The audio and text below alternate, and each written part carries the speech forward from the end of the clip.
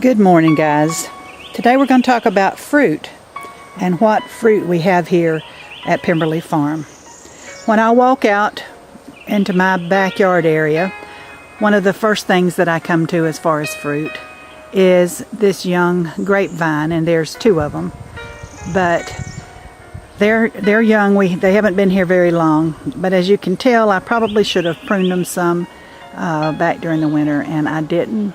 So we'll have to play catch up on this for next year.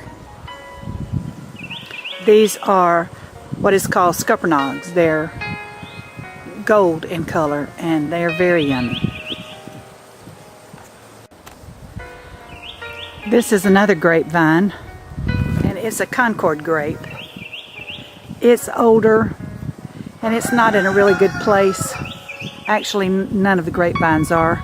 I'm thinking we're going to move them all to a much better location so that we actually get some fruit off of them. Although this one has had fruit on it before. Figs. We love figs. Ashley loves them fresh off the tree, and so do we all, but we also make fig preserves out of them. Some people make strawberry figs and add like strawberry gelatin to them, but we like just plain old figs and sugar cooked down till it's syrupy. This is a young fig tree that we planted year before last. I'm not sure what kind it is because the lady that I got it from had just was selling some starts from her tree, and she wasn't sure they'd gotten mixed up, so she wasn't sure what it is. But any kind of fig is a good fig. Now, you have no idea how excited these blooms make me. And you think, why would you be so excited about these blooms? Well, these are thornless blackberries. There were 6 of them. The deer ate one when they were first put in, and I haven't replaced it yet. But they were thornless blackberries, and they were so beautiful. And when the hurricane hit, a tree fell on this whole system and on the berries. You can see this wire is one that we put back up. One was worse than this and couldn't even be reused. But I just knew that my thornless blackberries were just going to have to be completely replaced. But it looks like we may have some blackberries this year. You can see there's still parts of the tree that fell laying here. There's still trees down all back there.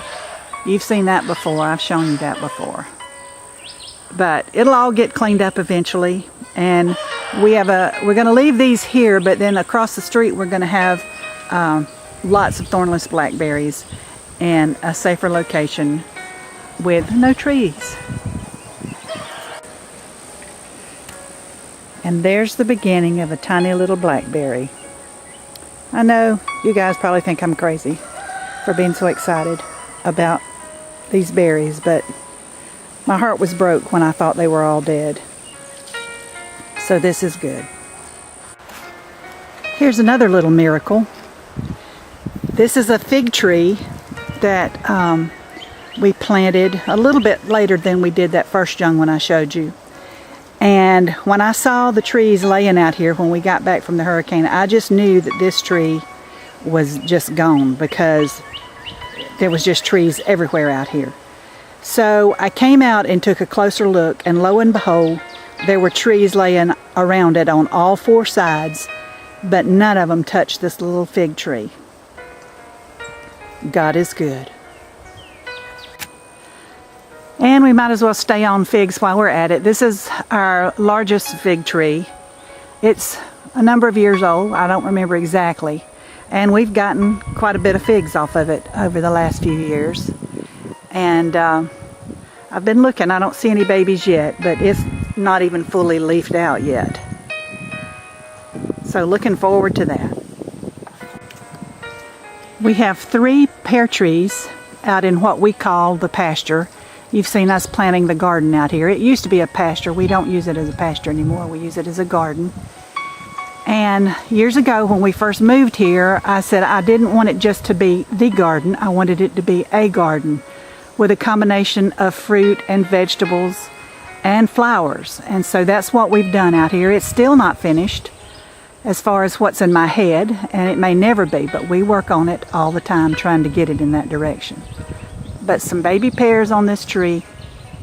We've got 2 different kinds of pears, and this is one of them. And it's a pretty big tree. In a minute I'll back out and let you see how tall this one and the other tall one is. Okay, here is the other fig tree. Not fig tree, I've got figs on the brain, don't I? This is the other pear tree, the other type of pear that we have. And I'll tell you that one of them is a pineapple pear and one of them is a Baldwin pear, and off the top of my head right this second I can't remember which is which.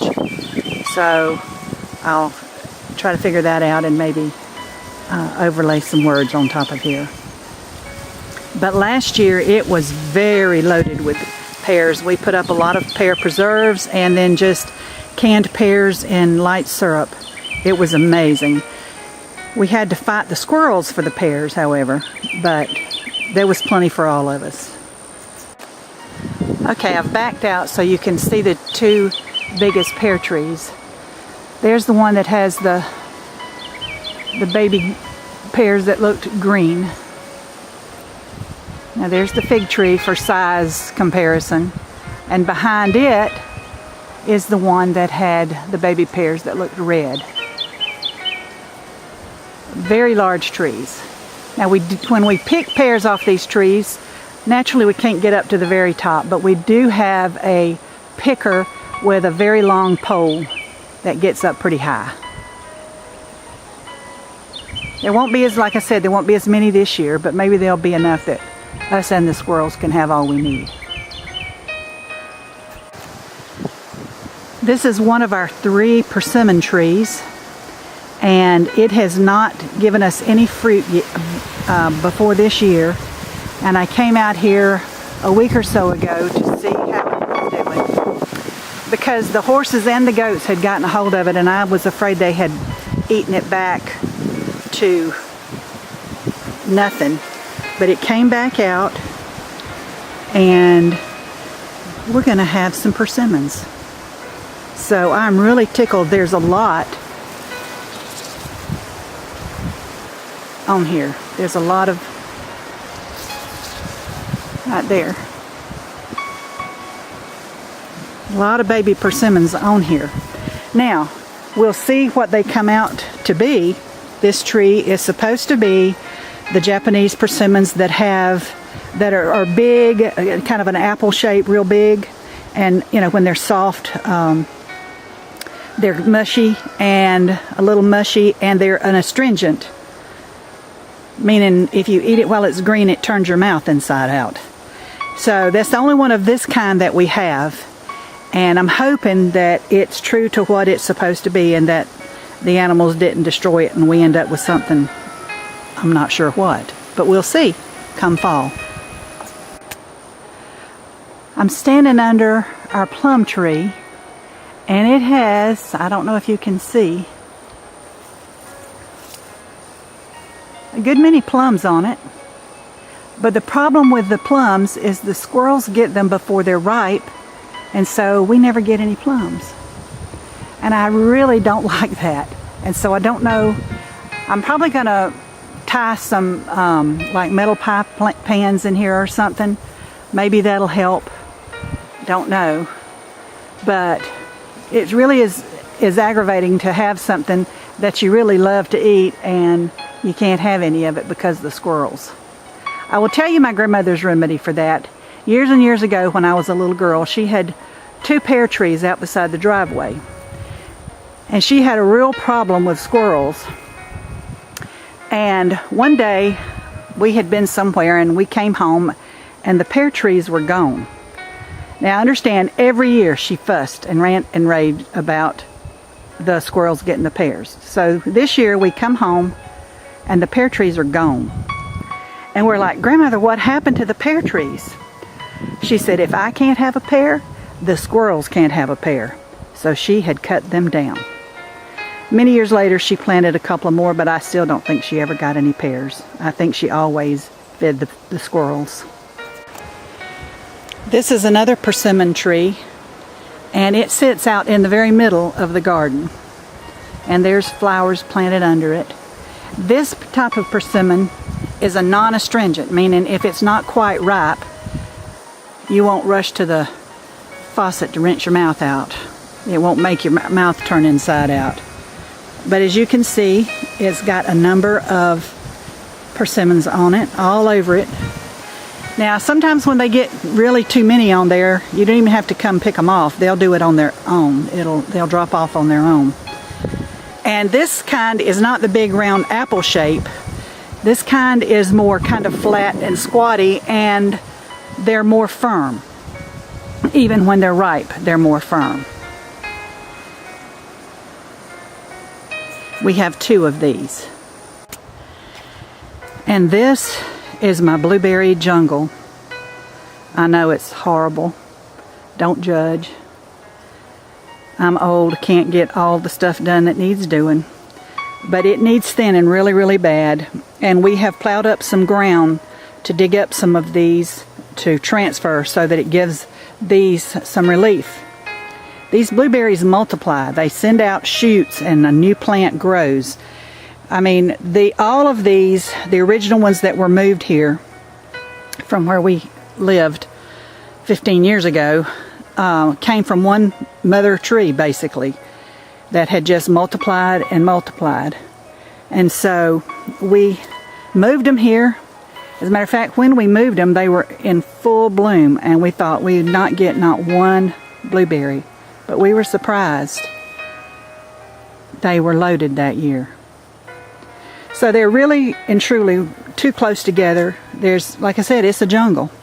Now we have started pulling some of the young ones out. You see here, in front of the debris piles from the storm. Some young ones that we've pulled out and planted. And the rest of them, as we start to dig them out, we'll take them across to the new property and plant them over there. That's where we had the ground plowed to be ready to receive some of them. And if we can keep a yard guy and a farmhand long enough, we will, some of the older canes out of here, we'll just cut them down. But they're amazing when they are loaded with berries in the summertime. Now this empty keyhole bed is a sad story about fruit. I had planted 33, I believe, beautiful strawberry plants in here. They were doing so good. We were getting strawberries. It was wonderful. And when they were getting close to ready for their second round, I had the yard guy at the time do some work in here. And he killed them every one. And so there are no strawberries. We'll start with strawberries again next year.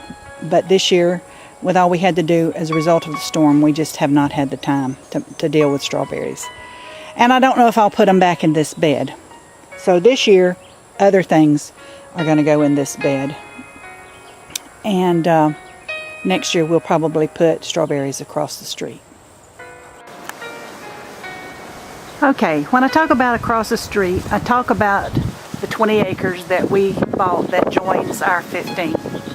And so really it's just a little dirt road. If you have seen our flyover video, you'll understand, you'll see that that video was taken of this 20 acres.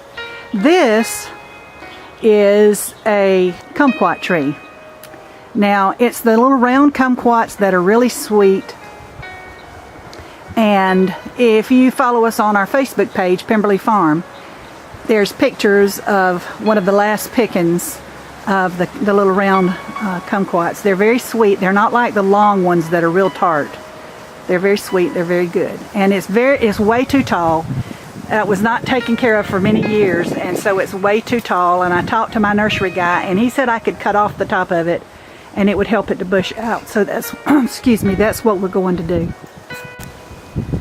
Now these little trees here are wild plums, and I'm going to leave them. They were here when we bought this place, but they grow in the woods, you know, in this area. And I'm going to leave them and see if they do anything. When I was a kid, I used to love wild plums. So we'll see what happens. Now this little tree, we're not really sure what it is. Again, it was here when we came. And about 10 feet from this little tree, there used to be a great big pear tree. But they cut it down, and I'm not sure if they planted a new one. I don't know, because the leaves on it look very much like the leaves on my big pear tree. So we're not going to mess with it. It's not in the way of anything. It's not something that we have to move. And so I'm going to leave it alone and see what happens to it. Maybe we'll have another pear tree. You remember I told you that we had plowed up some ground over here to receive some of the blueberry bushes. And this is it. We put it over here because it's close to the pond. It gets good morning sun. Doesn't get the hot late afternoon sun. And you know, they'll like that a good bit, I think. And it's close to the pond. So the ground here may stay a little more moist than it would out in the middle of a field somewhere. Because the pond is just right through those trees. I don't know if you can see it. And it's at the back of what we used to call, or what used to be called by the original owner. It's at the back of the pea patch. If you've seen the overhead drone footage, this is the pea patch. It's a big field. Now this is across the driveway from where we just were, where the kumquat tree was. And we had this plowed because we're going to plant fig trees out here. We will eventually have a U-pick fig operation. It won't be huge, and it may expand from this, although quite a number of trees would be able to be put here. But until we see how they grow here and how, you know, what kind of interest we get, we'll just start small instead of putting all our eggs in one basket and then they all break. So this is the beginnings of where the U-pick figs will go. I'm going to end this video not with a fruit tree, but with a couple of trees that's in the front yard of the little farmhouse. These are Grancy graybeards, and when they come out in the springtime, before they get leaves, they have these beautiful little white flowers, just thousands of little white flowers all over them, and they're so pretty. There are two of them. That one is a little bit behind the one I just showed you. It's not as big in bloom yet. But they're very pretty, and I just wanted you to see them. Also, I'd like to say thank you for watching, and please subscribe, like, and share our videos. And God bless from Pemberley Farm.